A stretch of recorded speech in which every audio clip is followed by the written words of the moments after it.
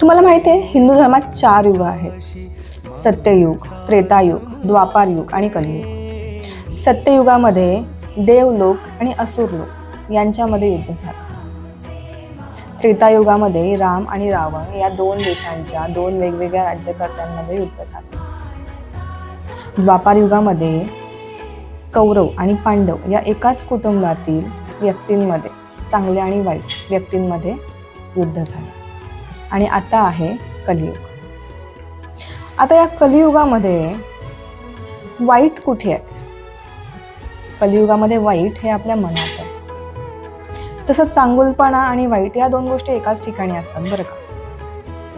फक्त आपल्यावरती आहे की आपल्याला कोणाला विजय मिळवून द्यायचा. त्यामुळे विचार करा, ओळखा आणि लढा.